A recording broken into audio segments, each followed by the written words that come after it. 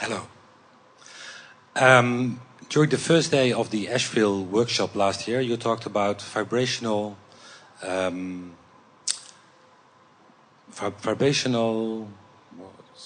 Escrow? No, it was a very special word you used for the first time. Vortex ingredients producers. And I use it as a word VIP. And the term really helped me the last couple of months to acknowledge when something happened for me as a contrast, to see the person who was involved, to see as a very important person. That helped me to improve my vortex. Yes. It was a great word you used. Yes, yes. And also, in light of what we've been talking about here today, it's the incompletion of that which I am and the making peace with that. Oh. And the appreciation. In other words, you can stand in an incomplete or even a formerly stuck feeling place, feeling appreciation for the expansion that you know is there, and dissolve all resistance in the moment. Yes. My question is about, we talked earlier before the break about the intentionality before we come into the physical. And I want to know, how is the intentionality regarding to relationships? Well, often our physical friends will say, I'm sure I did not have that much say or intention in who I was being born to, because I would not have chosen these parents or this environment or this place. Because sometimes from a physical perspective, you think you are looking for completion or ease, when what you are looking for really is contrast and potential expansion. So that's the first thing that we always want to clarify when we are talking about what you intended when you decided to come. You were not looking for ease because you didn't believe that there was anything that was difficult about creation. You were actually looking for choices. You were looking for a vibrational basis, a really springy launching pad, so to speak.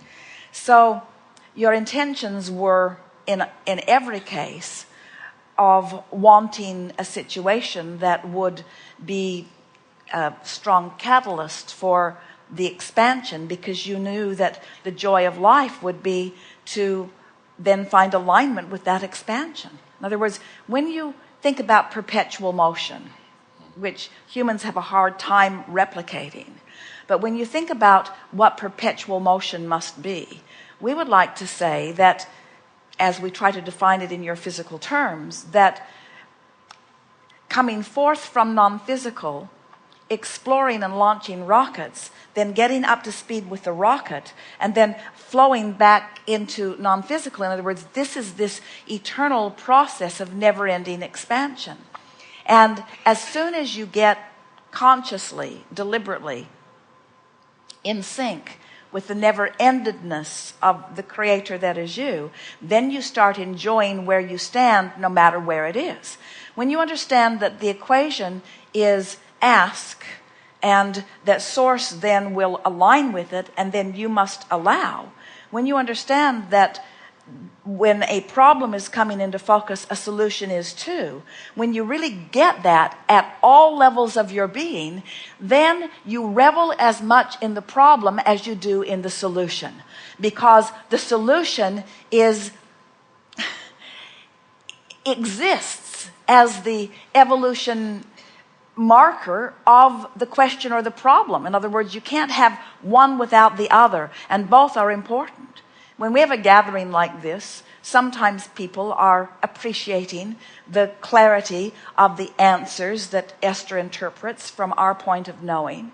But we always remind you that these answers would be not forthcoming if it were not for the clarity of your questions. And you've experienced that in very real terms just in the few hours that we've been together already. Aren't you pleased with the depth of the asking that is evoking the depth and breadth of this answering? In other words, we are really all in this together, you see. So that non-physical intention that you held was came from a basis of knowing the importance of the part that you would play.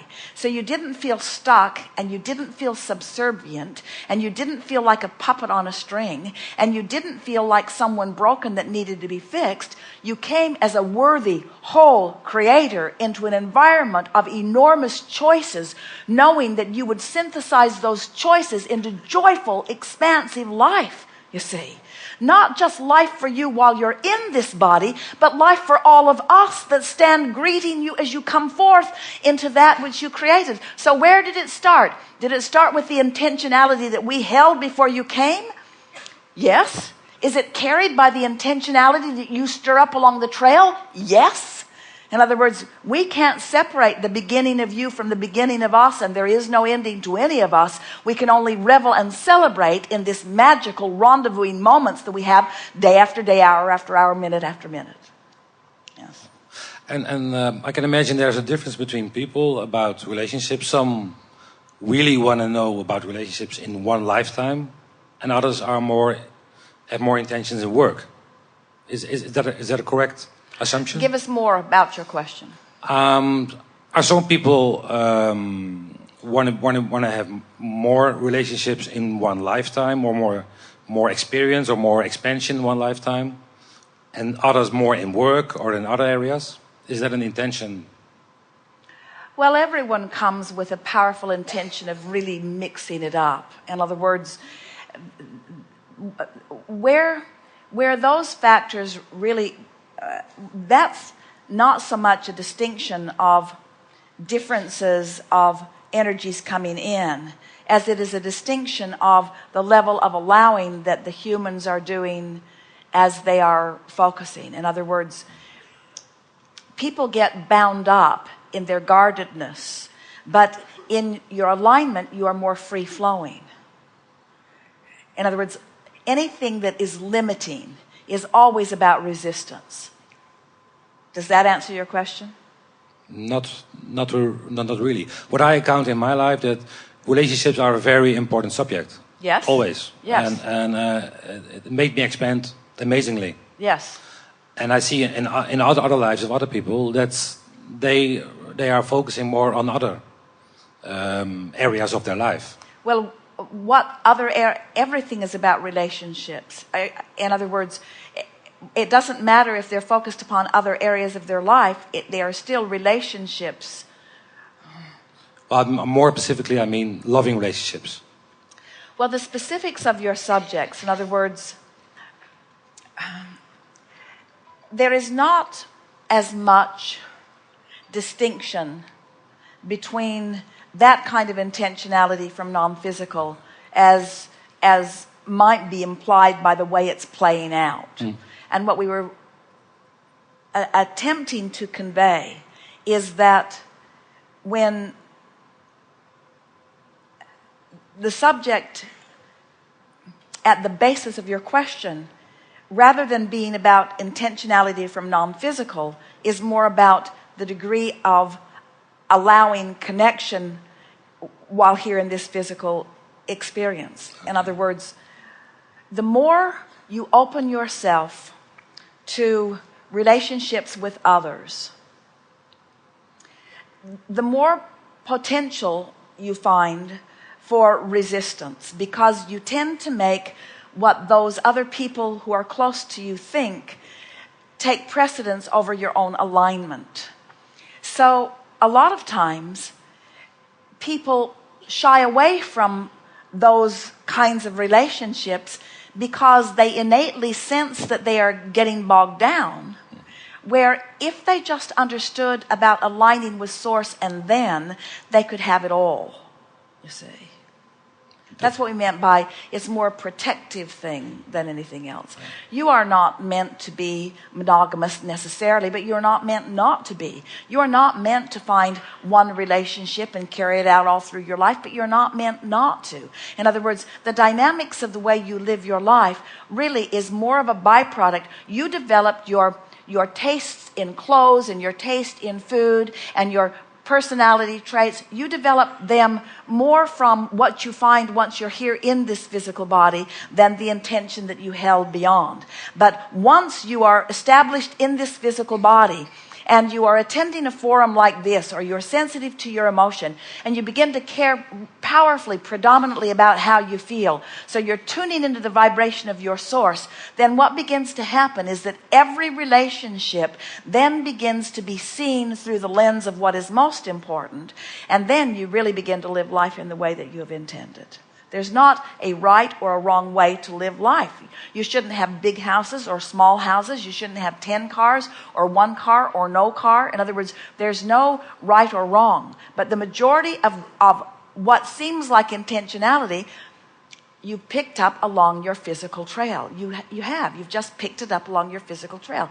It's what you learned as you observed what was up close to you. That's why the cultures of your world remain pretty much intact, even as civilizations move through a lot of time. But there is something really remarkable and wonderful ahead of you in this physical lifetime. Something that you all are going to experience that hasn't been this profoundly experienced by any generation that has ever come before you.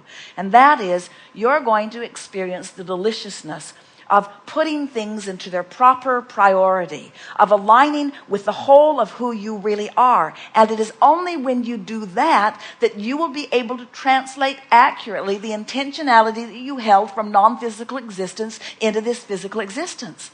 Do you see what we're getting at? Yeah. Once you consistently tune to who you are and allow the inspiration to begin to flow through you, then you will really understand the intentions that you held as non-physical energy.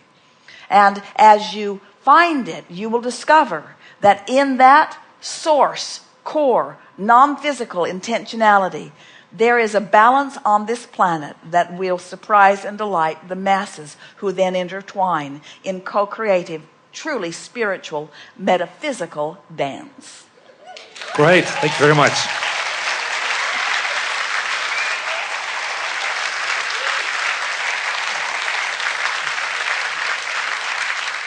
We are at the ending of the time of this sequence, come to our dimension where there is not time, and we will talk on endlessly. We've enjoyed this interaction immensely. We have together taken thought and feeling beyond that which it has ever been before.